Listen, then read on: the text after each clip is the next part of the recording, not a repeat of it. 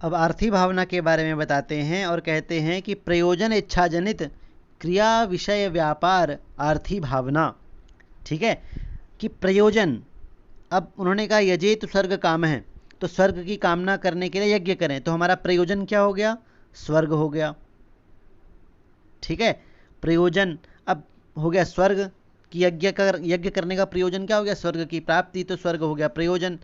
तो प्रयोजन की इच्छा से जनित माने उत्पन्न जो क्रिया है, क्रिया क्या होगी? याग आदि क्रिया। ठीक है, तो प्रयोजन की इच्छा से उत्पन्न जो यागादि क्रिया है, उस क्रिया को अनुष्ठित करने का उस पुरुष में जो मानसिक व्यापार हुआ है, मानसिक व्यापार कर्म जो उत्पन्न होता है, ठीक है, उस क्रिया के विषय पर आधारित मानसिक जो व्यापार कर्म उत्पन्न होता है, उससे हम आर्थी भावना कहते हैं। आगे कहते हैं साच आख्यातत्व अंशेन उच्यते, और यह जो आर्थी भावना है यह उस त प्रत्यय के आख्यात अंश से, आख्यातत्व अंश से कही जाती है। शाब्दी भावना लिंगत्व अंश से कही जाती है, जो कि एक विशेष है। ठीक है, विशेष लकार से ही, एक लकार विशेष से ही संबंधित है। और यह जो है आख्यात तो सभी में रहता है, सभी लकारों में रहता है, तिंग से क्योंकि यह संबंधित है, इसलिए यह जो आर्थी भावना है यह आख्यातत्व अंश से उत्पन्न होती है। शाब्दी भावना लिंगत्व अंश से उत्पन्न होती है, आर्थी भावना आख्यातत्व अंश से उत्पन्न होती है। और लिंगत्व जो है वो एक लकार विशेष है, और जो आख्यात है ये तो आख्यात सामान्यस्य। ठीक है, आख्यात जो है वो तो सामान्य व्यापार है, आख्यात सामान्यस्य व्यापार वाचित्वात्। आख्यात जो है वो लिंग लकार की तरह है, एक लकार विशेष नहीं है, ये तो सभी लकारों में सामान्य रूप से रहता है। ठीक है, तो आख्यात जो है वो सामान्य व्यापार का वाचक होता है, मतलब वह क्रिया का वाचक होता है। आख्यात जो है वो सामान्य है और वह 10 लकारों में रहता है। ठीक है, आख्यात सामान्य व्यापार अर्थात क्रिया का वाचक होता है, और इसी आख्यातत्व अंश से उत्पन्न होती है आर्थी भावना। ठीक है, अब यह आर्थी भावना भी 3 अंशों से युक्त होती है। ठीक है, सा अपि, सा माने वह आर्थी भावना भी अंशत्रयम अपेक्षते, 3 अंशों की अपेक्षा रखती है। कौन कौन से? साध्य, साधन और इति कर्तव्यता। इसके भी 3 अंश हैं, साध्य, साधन और इति कर्तव्यता। साध्य का मतलब वही किम भावयेत, माने क्या किया जाए। दूसरा साधन अर्थात केन भावयेत, माने किससे किया जाए। और तीसरा इति कर्तव्यता यानी कि कथम भावयेत, यानी कि कैसे किया जाए, क्या किया जाए, किससे किया जाए और कैसे किया जाए। ये 3 अंश हैं और दोनों भावनाएं इन तीनों अंशों की अपेक्षा रखती है। तो आर्थी भावना का साध्य यदि हम जानेंगे, तत्र साध्याकांक्षायाम, साध्य जानने की आकांक्षा जब होती है, इच्छा जब होती है, तो आर्थी भावना का साध्य क्या होगा? स्वर्ग आदि फलम। ठीक है, स्वर्ग आदि फलम साध्यत्वेन अन्वेति, स्वर्ग की प्राप्ति करना, यह क्या हो जाएगा? स्वर्ग आदि का फल मिलना, यह क्या हो जाएगा? आर्थी भावना का साध्य हो जाएगा, तभी तो यज्ञ करेंगे। ठीक है, और साधन की आकांक्षा जब होती है तो किससे होगी स्वर्ग की प्राप्ति? यागादि करणत्वेन अन्वेति, याग आदि मैंने यज्ञ आदि करने पड़ेंगे। ठीक है, यज्ञ आदि करेंगे तो ही स्वर्ग की प्राप्ति होगी, तो यज्ञ आदि क्या हो जाएंगे? करण हो जाएंगे, साधन हो जाएंगे। और इति कर्तव्यता माने कि कैसे करेंगे, कथम भावेत, इति कर्तव्यता कैसे होगी? तो कह रहे हैं प्रयाज आदि अंग जातम इति कर्तव्यता त्वेन अन्वेति, कि प्रयाज अनुयाज आदि जो यज्ञों के अंगभूत होते हैं, ठीक है, यज्ञों के आंतरिक अंग होते हैं, यज्ञ मुख्य यज्ञ हो गया, जैसे मान लो ज्योतिषोम जो है मुख्य यज्ञ हो गया, और उसके प्रयाज अनुयाज आदि जो उसके अंगभूत हो गए, वो जो है कैसे किया जाए, उसकी विधि, सभी उस यज्ञ की पूरी विधि आदि जो हो जाएगी वो क्या हो जाएगी? इति कर्तव्यता हो जाएगी। तो प्रयाज आदि जो विधियां हैं, अन्य अंश हैं उस यज्ञ के, वो सब क्या हो जाएंगे? इति कर्तव्यता के रूप में यहाँ पर लिए जाएंगे। तो इस तरह से आर्थी भावना के भी 3 अंशों के बारे में जाना। अब धर्म के लक्षण में जो कहा गया था वेद प्रतिपाद्य है प्रयोजनवान अर्थो धर्म है, इसमें जो वेद प्रतिपाद्य शब्द था उसके अंतर्गत जो वेद शब्द है, ठीक है, उस वेद शब्द के बारे में अब यहाँ पर बता रहे हैं कि वह वेद क्या है। ठीक है, वेद किसे कहेंगे और उसके कौन कौन से भेद हैं, तो उसी के बारे में बताते हुए कहते हैं अथ को वेदः, अथ को वेद इति चेत उच्यते, कि यदि आप यह पूछते हैं, यदि यह सवाल पूछा जाता है कि वेद क्या है, तो इसका उत्तर ये है कि अपौरुषेयम वाक्यम वेदः। ठीक है, कि अपौरुषेय वाक्य को ही वेद कहते हैं। अब पौरुषेय हो गया जिसका निर्माण पुरुष ने किया है, किसी व्यक्ति ने किया है, लेकिन अपौरुषेय का मतलब है कि जिसका निर्माण, जिसकी उत्पत्ति किसी पुरुष के द्वारा नहीं हुई है। इसका मतलब ये कि मीमांसा दर्शन में वेदों को अपौरुषेय कहा गया है। ठीक है, न्याय दर्शन जो है वेदों को पौरुषेय कहता है। न्याय दर्शन कहता है कि जैसे संसार के सभी पदार्थ जो हैं वो एक कार्य हैं और कार्य का कोई न कोई कर्ता अवश्य होता है, कोई न कोई कारण अवश्य होता है, उसी प्रकार वेद भी जो है वो कार्य हैं और इनका भी कोई न कोई कर्ता अवश्य है, या तो वह ईश्वर हो सकता है। ठीक है, वह कर्ता ईश्वर हो सकता है। लेकिन मीमांसा दर्शन में इनको अपौरुषेय कहा गया कि किसी भी पुरुष से इनकी उत्पत्ति नहीं हुई, पुरुष ने इनकी रचना नहीं करी है। तो वेद की परिभाषा यहाँ पर दे रहा है मीमांसा दर्शन कि अपौरुषेयम वाक्यम वेद है। ठीक है, ऐसे वाक्य जो कि अपौरुषेय हैं, जिनको किसी पुरुष ने नहीं बनाया, उन्हें वेद कहा जाता है। और वह वेद जो है 5 भागों में विभक्त है, पंचविध है। उसके 5 भाग हैं। कौन कौन से? सच, विधि पहला भाग, मंत्र दूसरा, तीसरा है नामधेय, चौथा निषेध और पांचवा अर्थवाद। तो सच, विधि, मंत्र, नामधेय, निषेध, अर्थवाद भेदात पंचविध है। यह वेद जो है विधि, मंत्र, नामधेय, निषेध और अर्थवाद, इन भेदों से 5 प्रकार का होता है। ठीक है, इसके 5 विभाग हैं। अब यहाँ पर जो वेद के 5 भाग किए गए थे, विधि, मंत्र, नामधेय, निषेध और अर्थवाद, उनमें से प्रथम भेद जो है विधि, उसके बारे में चर्चा की जाएगी। ठीक है, तो विधि का लक्षण बताते हुए कहते हैं कि तत्र अज्ञात अर्थ ज्ञापको वेद भागो विधि, कि वेद का वह वाला भाग विधि कहलाता है जो अज्ञात अर्थ का ज्ञापक होता है। तत्र माने उन 5 भेदों में से। ठीक है, उन 5 भेदों में से जो अज्ञात अर्थ का ज्ञापक होता है। ठीक है, मतलब संसार की सभी वस्तुओं का ज्ञान कराने के लिए हमारे पास संसार में कुछ न कुछ जो है ज्ञापक मौजूद है। ठीक है, जैसे हमको आग का पता नहीं है तो हम आग जलाएंगे माचिस से, तो हमें आग का पता चल जाएगा। इसी तरह कुछ चीज़ें ऐसी हैं जिसके बारे में कोई भी चीज़ नहीं बता सकती है, तो वह क्या हो गया? अज्ञात। जो चीज़ हमें ज्ञात नहीं है वह क्या हो गया? अज्ञात। ठीक है, अज्ञात अर्थ, जिस अर्थ के बारे में हमें नहीं पता वह हो गया अज्ञात अर्थ।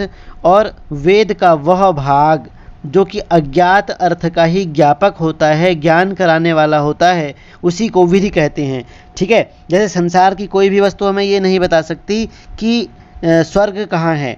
ठीक है, स्वर्ग कैसे मिलता है, तो वेद यह बता सकता है, वहाँ पर यह वर्णन है, इसलिए वेद का वह भाग विधि कहलाया जाएगा।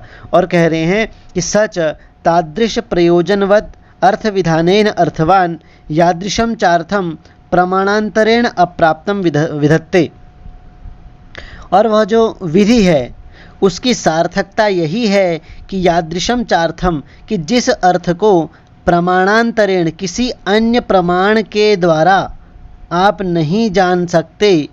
ठीक है, प्रमाणांतरेण अप्राप्तम, जिस अर्थ को, जिस चीज़ को तुम किसी अन्य प्रमाण से प्राप्त नहीं कर सकते, अन्य प्रमाण से उस चीज़ का पता नहीं लगा सकते, उस अर्थ को यह जो वेद का भाग है वह बता देता है। ठीक है, तादृश प्रयोजनवत् अर्थ विधानेन।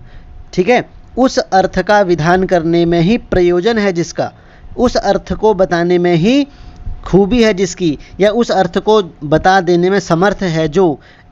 ठीक है, इस तरह से अर्थवान वह जो वेद का भाग है वह विधि कहलाता है।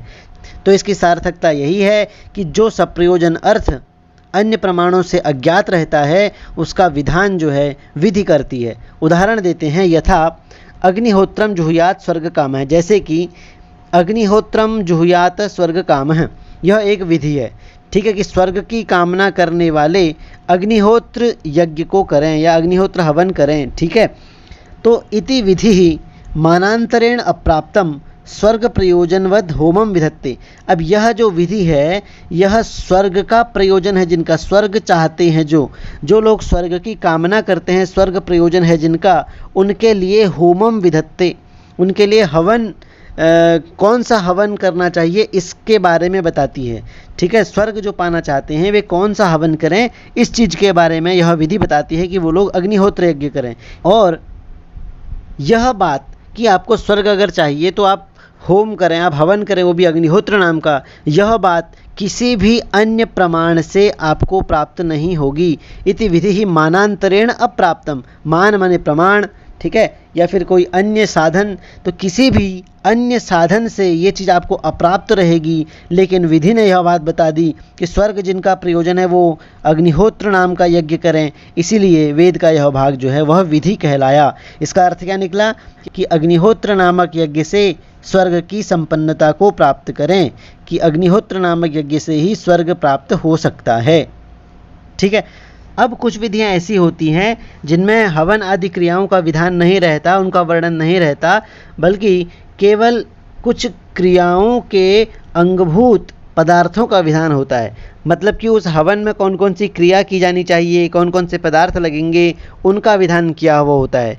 क्रिया का ग्रहण किसी दूसरी विधि से हो जाता है, तो ऐसी विधि को क्या कहेंगे? ऐसी विधि को गुण विधि कहेंगे। ठीक है, जिसमें मुख्य हवन का वर्णन तो नहीं है। जैसे अग्निहोत्रम जुहुयात स्वर्ग कामः में अग्निहोत्र यज्ञ का वर्णन है कि अग्निहोत्र यज्ञ करें, लेकिन अगर कोई और विधि है उसमें ऐसे किसी यज्ञ का वर्णन नहीं है, तो उसे हम क्या कहेंगे? उसे भी क्या हम विधि कहेंगे? ठीक है, तो कह रहे हैं कि नहीं, उस विधि को हम गुण विधि कहेंगे, और जो मुख्य क्रिया है उसका ग्रहण हम किसी अन्य विधि से कर लेंगे। ठीक है, इसी के बारे में आगे बताते हुए कहते हैं कि यत्र कर्म मानांतरेण प्राप्तम, कि जहाँ पर कर्म जो है वह मानांतरेण प्राप्तम, वह किसी अन्य प्रमाण से प्राप्त है। मान लीजिए हमें क्या करना है, यह हमें पता चल गया कि हमें तो स्वर्ग की इच्छा करनी है, और स्वर्ग की इच्छा जब हमारी हो गई तो हमें अग्निहोत्र नाम का यज्ञ करना है। ठीक है, अग्निहोत्र नाम का यज्ञ कर्म हमें करना है। तो वह जो यज्ञ कर्म हमें करना है, इस बात का पता हमें अग्निहोत्रम जुहुयात स्वर्ग कामः इस विधि से, इस प्रमाण से प्राप्त हो गया। ठीक है, तो तत्र माने वहाँ पर तदुद्देश्येन गुणमात्रम विधत्ते।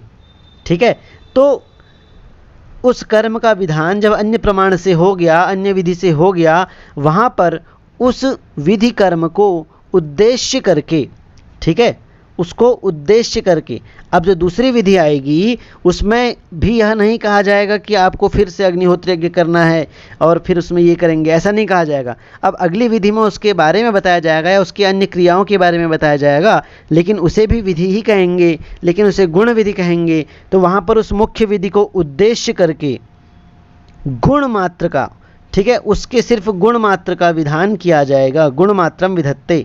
ठीक है, यथा माने जिस प्रकार दधना जुहोति इत्यत्र होमस्य अग्निहोत्रम जुहुयात इति अनेन प्राप्तत्वात् होमोद्देश्येन दधिमात्रम विधानम। ठीक है, जैसे कि एक विधि हमारे सामने आई, दधना जुहोति, आप दही से यज्ञ करें। अब यहाँ पर दही से यज्ञ करें कहा तो गया, लेकिन कौन सा यज्ञ करें यह नहीं कहा गया, तो इसका मतलब क्या यह विधि नहीं है? ठीक है, इसमें कर्म के बारे में नहीं बताया, इसका मतलब क्या यह विधि नहीं है? नहीं, यह विधि है, लेकिन यह गुण विधि है। और गुण विधि इसलिए है क्योंकि पहले ही बता दिया कि आप अग्निहोत्र नाम का यज्ञ करें, और ये विधि अग्निहोत्र नामक यज्ञ की किसी एक क्रिया के बारे में बता रही है। ठीक है, यह विधि उसी यज्ञ की किसी एक क्रिया के बारे में बता रही है। तो अत्र होमस्य अग्निहोत्रम, अग्निहोत्र होम की होम को जब हम करेंगे, जुहुयात इति अनेन प्राप्तत्वात्, मतलब ये विधि कर्म को उद्देश्य करके सिर्फ गुण मात्र का विधान करती है। ठीक है, और मतलब हम ये समझ सकते हैं कि वो उस मुख्य कर्म के अंगभूत द्रव्य या देवता का विधान करती है। ठीक है, उदाहरण यहाँ पर जो दिया गया था दधना जुहोति, इस विधि स्थल में होम का विधान अग्निहोत्रम जुहुयात स्वर्ग कामः उसी वाक्य से हो गया। ठीक है, और उस वाक्य से ही होम का विधान मुख्य कर्म का विधान हो जाने के कारण उसी होम को उद्देश्य करके यहाँ पर सिर्फ दही मात्र का, दधना जुहोति, सिर्फ दधी मात्र का विधान किया जा रहा है, सिर्फ दधी मात्र का वर्णन किया जा रहा है।